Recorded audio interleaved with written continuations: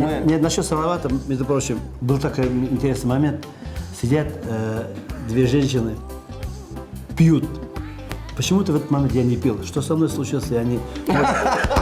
Может, я был за рулем, может, я не знаю. И они меня смотрят, и вот, типа, узнали меня. Я также поздоровался, так, я говорю, типа, здравствуйте. Она подходит. Я узнал. Я говорю, вы же певец. Я говорю, наверное. В Москве это было, слушай. А, в Москве. Я говорю, ладно, может, думаю, скажу и отстанут. Я говорю, Салават меня зовут. Точно, Юлаев. А это...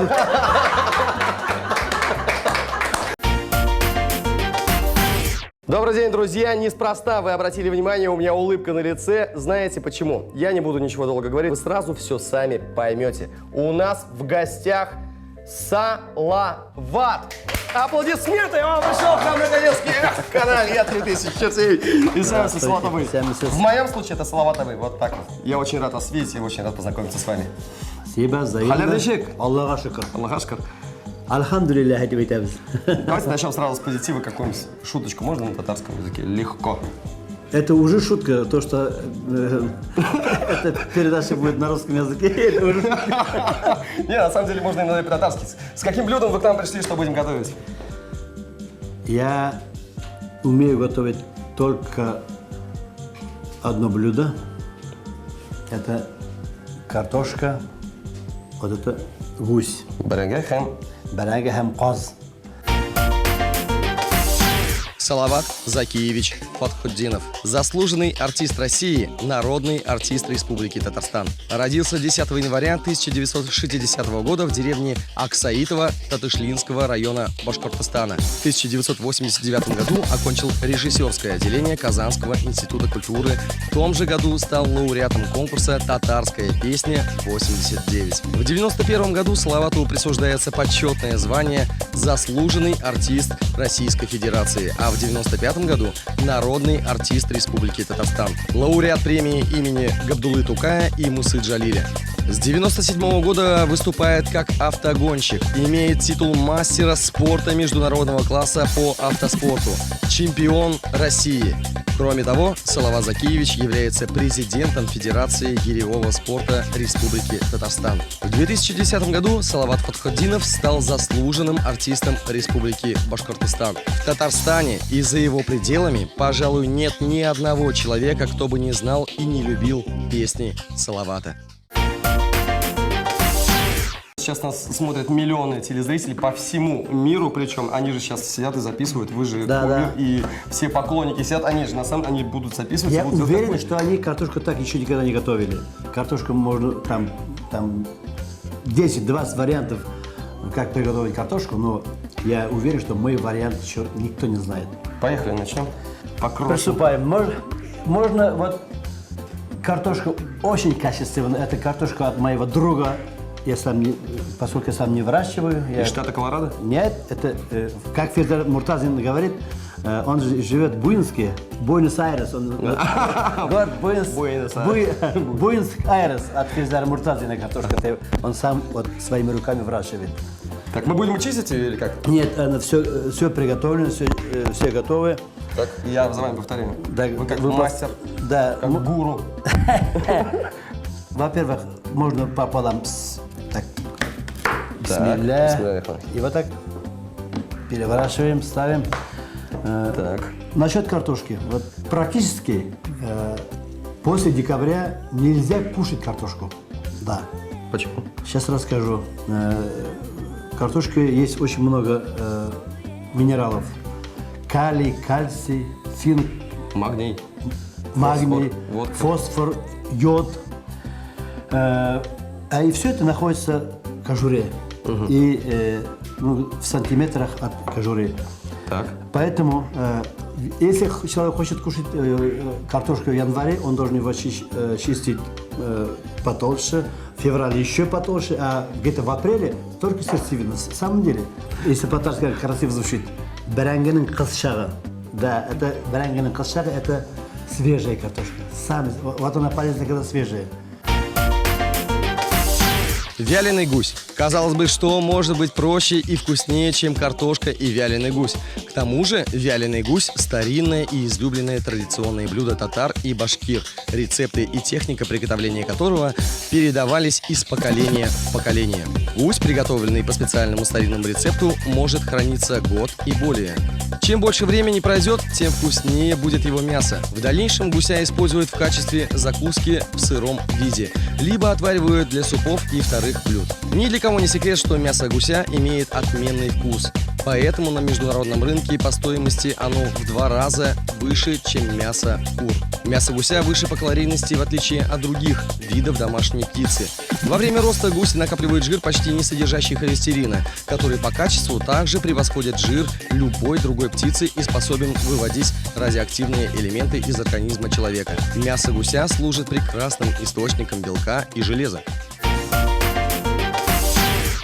Его берем, значит, таким образом. Надрез делаем, да? Обязательно. Вот такой должен быть надрез. У меня сейчас... У меня с зрением что-то в последнее время плохо стало, поэтому... Ильхам Абай говорит, я говорю, плохо вижу, один раз на концерте, я говорю, Ильхам, я плохо вижу, он говорит, сними очки. Поэтому может мне так, может тогда удобнее. Ну, у меня что-то тоже со зрением похоже, я тоже сниму очки. Все, черт. Да. Вот так вот. Видели? Вот так надрез делаем. Так, я правильно сделал? Ну, для маленькой картошки, да. Друзья, вот так вот мы режем картошки. Обратите внимание. Записывайте. Я не знаю, что из этого получится, даже не представляю. Друзья, но никто не знал, что Салават Абый является президентом Федерации гиревого спорта. Давайте поаплодируем этому невероятному человеку. Я всегда мечтал стать президентом. Вот им стал. Мы создали федерацию, но создали тут же сами свою проблему. Мы поехали в чемпионат мира, отдельные команды. Команда России, команда Татарстана. По общекомандному результату на первом месте Украина, на втором месте Казахстан, на третьем Татарстан, на 4-м Россия. О чем ты говоришь? Да, почему-то многим не понравилось. Есть другая сторона медали. Наши лучше, чем другие, но почему-то в сборную наши не попадают. Школа, татарстанская школа, очень сильная. Потому что там такие аксакалы работают. Это просто... А вы всю жизнь занимались гиревым спортом сами? То, что можно было поднимать в деревне, мы все делали. Мы воровали, вот я не вор, я не врун, но мы в детстве воровали вот эти, у трактора называлось балансировкой. Вот мы его, они такие круглые, в лом засовываешь, там, набиваешь клинами, и вот... Записывайте очередной рецепт. Да, это было вместо штанги. Ага.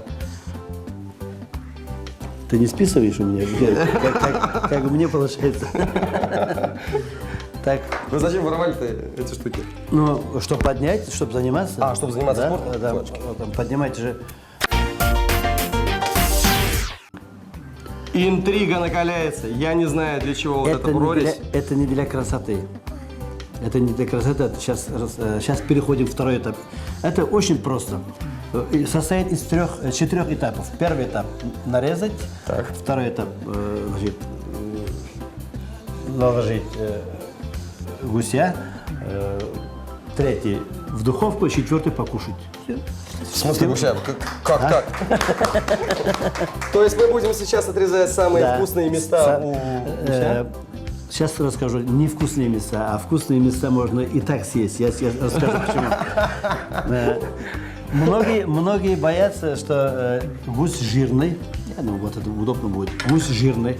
А между прочим, у гуся практически нет холестерина.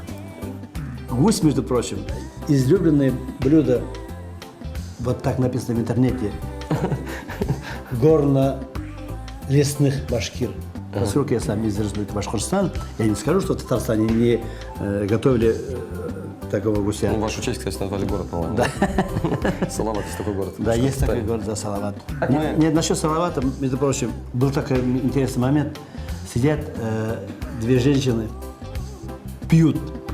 Почему-то в этот момент я не пил. Что со мной случилось, я не... Может, я был за рулем, может, я не знаю. И они меня смотрят, и вот, типа, узнали меня.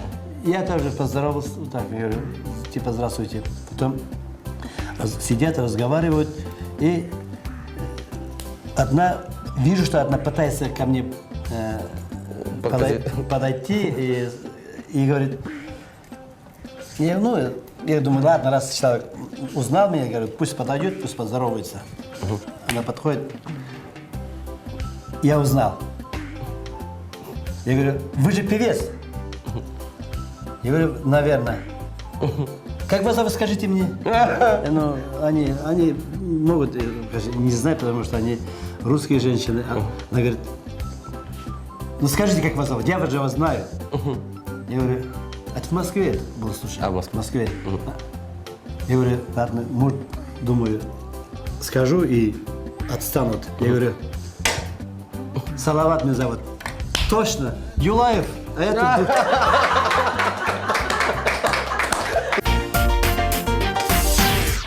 Мы решили, друзья, перекладывать сразу в противень то, что мы приготовили, чтобы не занимать место.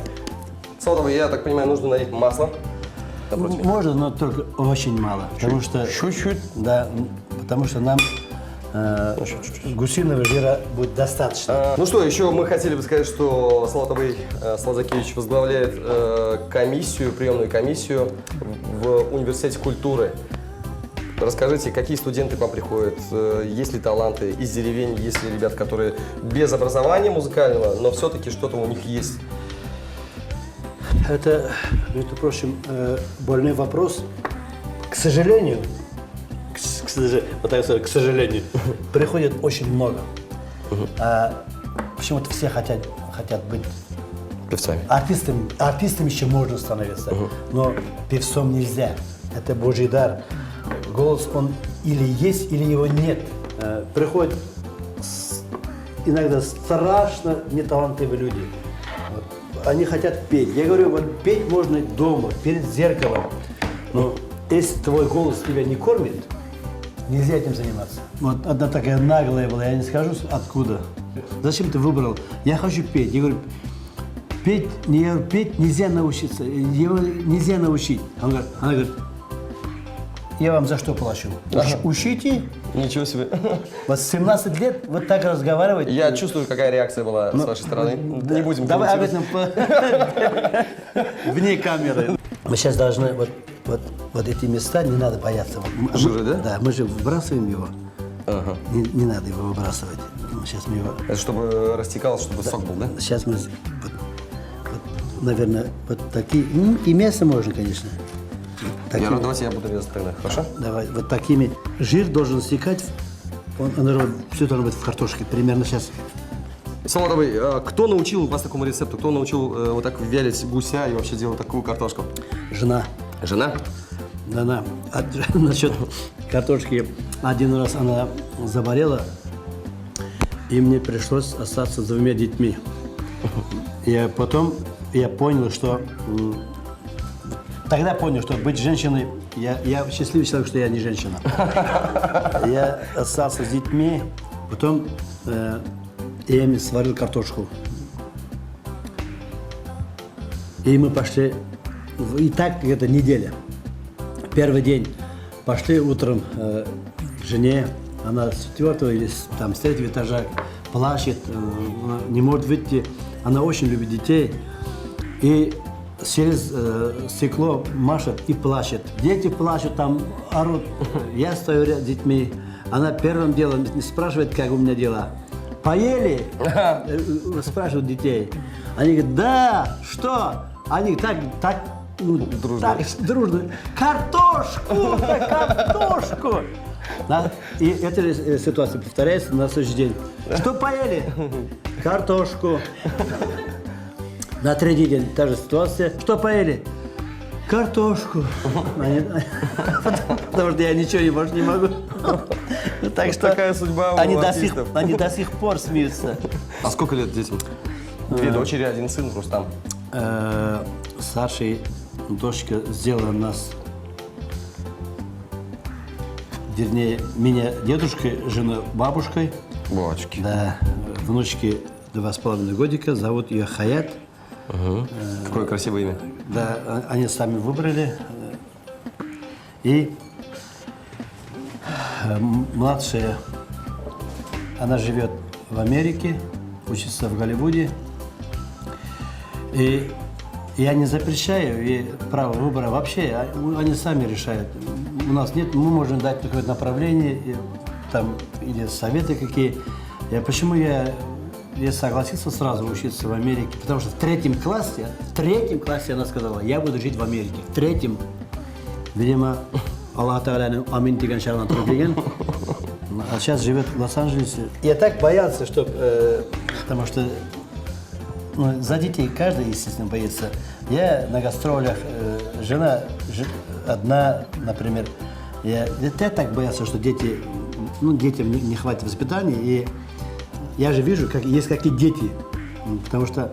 Ну, конечно, у вас карьера, вы постоянно ездите, Да. выступаете, а она одна с детьми, с 3 к тому же, это же сложно. Дети оказались вообще на меня не похожи, вообще не похожи. Они грамотные, они культурные и воспитанные. Оставайтесь с нами, мы прервемся на короткую рекламу.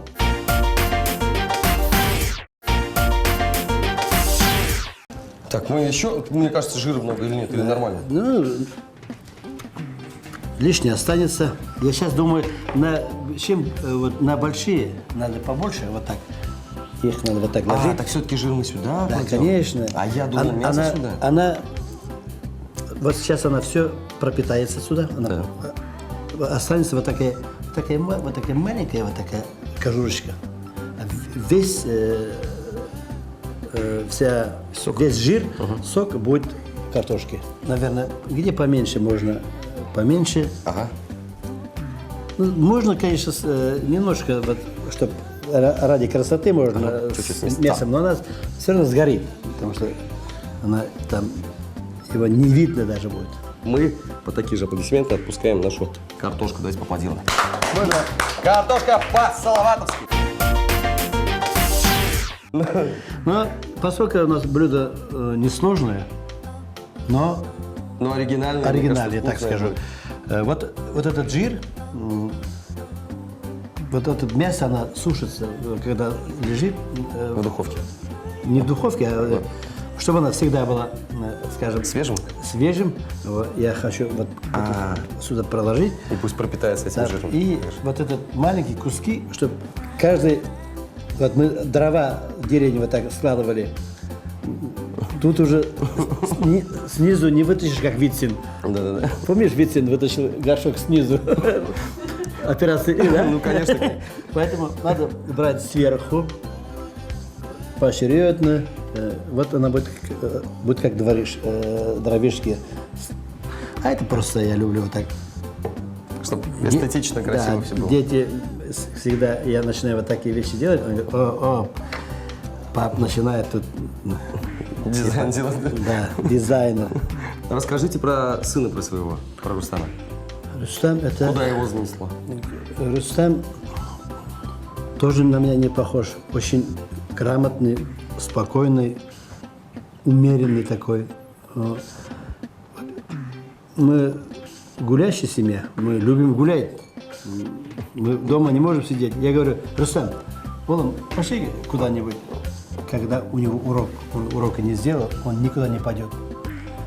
Я говорю, у меня урока не сделано, извини, я не могу вот так ответить. Конечно, это меня очень радует. Он тоже петь хочет у вас? Нет? Чем он занимается? У него было желание петь. Это желание я сразу вовремя отбил. Я не хочу, чтобы он пел, потому что, ладно, вот вначале говорил уже, ладно, мне повезло, чтобы сегодня своим голосом прокормить себя, семью и помочь родственникам, там, друзьям, практически это занятие невозможное. спортом занимается. Сейчас в России по мини-баге занимает 10 место. Он очень сильный, он такие результаты показывает. У него в картинге 34,5 секунды. Это практически чуть-чуть хуже, чем нашего Тимирзянова, нашего чемпиона. Но у него хорошие способности ради себя. Я не хочу, чтобы он занимался профессионально. Естественно, не нужно для себя, чтобы жить в Татарстане, иметь такие трассы, иметь таких чемпионов. Вообще надо гордиться. Так что каждый должен быть гонщиком. Как в Монголии, да, или в Бурятии ребенок родился, сразу его сажают на лошадь. Да-да-да. А мы должны сажать на автомобиль, на спортивную машину. На тонированную девятку. Салатовый, ваша благотворительность – это отдельная тема для разговора. Ну, и как бы, может, было неэтично бы об этом разговаривать и рассказывать. Но все-таки то, что вы взяли под опеку Альфию Абзалову, мне кажется, это достойно отдельных аплодисментов и просто... Ну, я скажу, не в опеку. Я просто ее люблю. Я люблю ее как Альфию Абзалову. Я сейчас, вот в последнее время все, я задумываюсь. Уже мне страшно становится. Когда-то их не станет ни Альфия Абзалова, ни Ильхама Шакирова. Потом будем думать, как и улицу называть их именами. Потом, наверное, разные, наверное, школы будем называть их именами. Сегодня, вот это, все это нужно им сегодня. Вот. Пока они живы, да, почему вот у нас, у татар, такая привычка, я не знаю. Мы ждем, чтобы великие сначала должны умереть, чтобы их... Да, потом превозносить. Конечно. Надо при жизни, мне кажется, ставить памятники. Сегодня нужно. Поэтому я эту женщину люблю. Они неповторимы. Я всегда говорю, есть Альфия Абзалова, Ильхам Шакиров и другие. Это мы другие. Потому что их двое. Их было трое, если честно. Фарида Кудашева. Вот ее не стало. Сейчас из легенд великих остались двое. Альфия и Ильхам. Единственное спасение для нее это сцена. Вот это она услышит, ей больше ничего не надо. Вот она в крови артистка, она, я не знаю, вот был такой, вот да, вот такой был, сейчас, чтобы объяснить, насколько она артистка, я сейчас один пример привожу. Настоящая советская артистка, не российская, советская. Она получает больше всех, и это никто не осуждает, и никто не имеет права. Вот эту зарплату можно ей не платить, она не спросит. И если ты забудешь отдать командировочное, ты враг. Я же кормлю, сколько положено в день. Бывает, сутками едем, например, скажем, из Омска надо ехать в Уфу, 2000 километров практически. Двое суток надо ехать, надо же их 3-4 закормить. Видимо, забываю. Она подходит. Тебе дали командировочное? Да, взяли. Так и знала. Оказывается, забываю ей отдавать. Зачем? Она может взять сколько ей угодно. Нет, ей надо вот командировочное 300 рублей. От зарплаты может отказаться. Да-да-да. Вот она, это в крови. Она... Ну и плюс аплодисменты, конечно. Это очень, естественно. для артиста очень важно. Она артистка. Она великая артистка. Рецепт. Молодой картофель тщательно промыли и разрезали на половинки. В каждой половинке вырезали большое углубление и заполнили его кусочками жира вяленого гуся. Блюдо не солили. В вяленом гусе соли достаточно. Картофель выложили на противень и поставили запекаться в духовку на 30 минут. Салатовый, все, достаем. Я думаю, поручу это вам, как настоящему мастеру. Мастеру. Ох, какой жир. Жир, на самом деле, как мы предполагали, как Евгений Салатовый говорил, он расплавился и Там его на самом деле много, и не надо было даже масло добавлять, друзья. Да. Ну, А я переживал. раз я у тебя в гостях, Вот сюда, вот сюда. раз я у тебя не включится, можно держать и подольше, конечно. И сейчас у нас был жар средний. Можно его... Обычно жена делает вот на готовую, потом на быстрый, чтобы она... Побольше? Нет, чтобы она покраснела. Ага. Ну, в этом случае можно... Кто-то любит... Чтобы поджарить. да, поджарить было. Я думаю... А здесь на ровном огне. Это, да, это пожарить это для красоты. Вот так можно сделать. Ага. Вот, это тоже такой немаловажный момент. Вот так берешь и, И поливать, да? конечно, это же его. Давай-ка, я предлагаю первым отравиться себе, потому что... Может, сначала жене позвонить? Может, я что-то не так сделал? Аж творог набрался. Какой насыщенный вкус. Она вся пропиталась этим жиром. Я никогда не любил жир, но в сочетании с картошкой это просто что-то невероятное. Друзья, надеюсь, вы все записали и исчеркали все страницы 40-листовой тетрадки этого рецепта. На самом деле все просто. Вяленый гусь, жир, картошка. Проще некуда. Очень оригинально и вкусно. Скажи честно. Честно? Ты мог представить такое? Никогда. Я когда сказал, что я буду картошку готовить, вы, наверное, посмеялись. Это картошка, но другая картошка. Солотовый, Бигзу Рахман, что к нам пришли. Во-первых, что подарили нам секрет очередной, нам и нашим телезрителям. Спасибо вам огромное и низкий поклон. Я думаю, спокойно, со спокойной душой от всех телезрителей, от всей публики, которая сейчас смотрит нас, низкий поклон от всех них. Вот так вот. Вам за ваше творчество, за то, что вы несете такой смысл в наши сердца и заставляете задуматься на самом деле и просто дарите свой голос. Рахмет Бигзу. Друзья, у нас был невероятный человек, Слава. Спасибо большое, это была программа «Секреты татарской кухни». Будьте всегда в хорошем настроении.